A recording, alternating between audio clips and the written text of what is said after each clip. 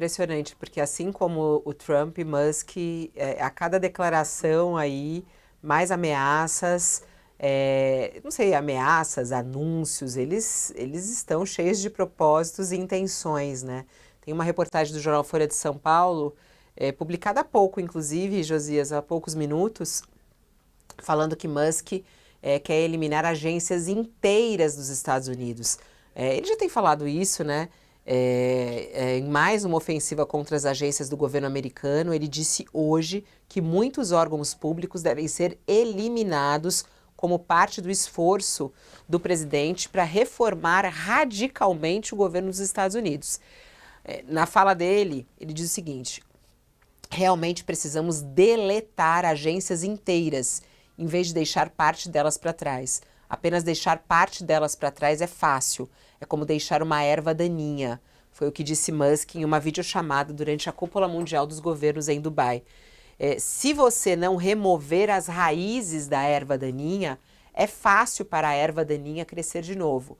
Remover as raízes da erva daninha não impede que elas voltem, mas torna mais difícil. Então, realmente, temos que deletar agências inteiras, muitas delas.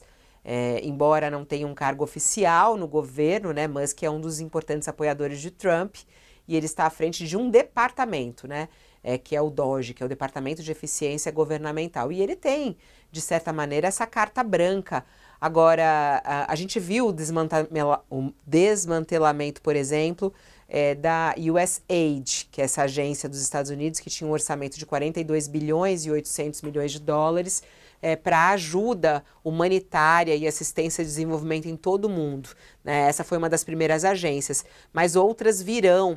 Qual é o impacto disso? Que agências são essas, Josias? Como é que você vê essa declaração do Musk? Tem que eliminar agências inteiras, colocando como uma erva daninha. É parte da estratégia deles, né, Família? No caso dessa USAID que você tem, inclusive, uma interface com o Brasil, né? Eles estão, entre as falácias que difundem, eles estão difundindo a mentira segundo a qual essa agência teria financiado a fraude contra o Bolsonaro na eleição brasileira. Em algum momento da disputa eleitoral, essa agência firmou com o TSE participou lá de um seminário conjunto sobre difusão de notícias falsas que conspiram contra a democracia no mundo, e eles usam essa interface, esse entendimento, essa intersecção que houve em algum momento entre essa agência e o TSE para dizer que a agência financiou o TSE para que a Justiça Eleitoral no Brasil conspirasse contra a eleição e produzisse uma fraude que levou à eleição do Lula.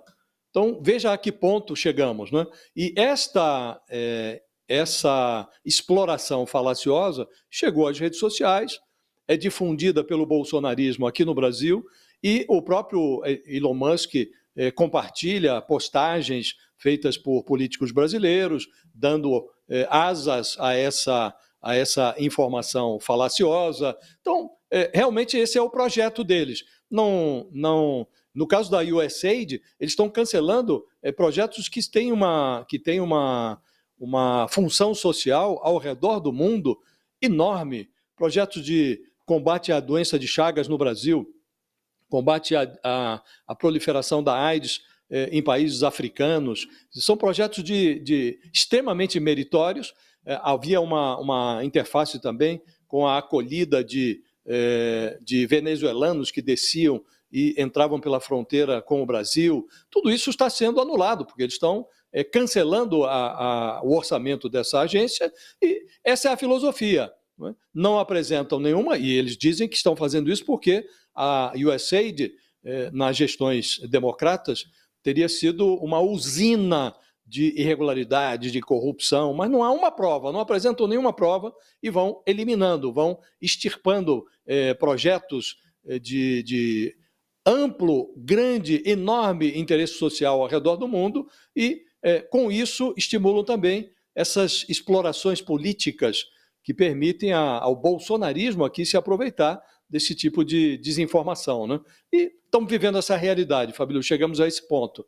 E, como disse, se não houver resistência lá da própria democracia dos Estados Unidos, das instituições americanas, a tendência de que a gente assista a espetáculos desse tipo durante os próximos 4 anos é muito grande, né?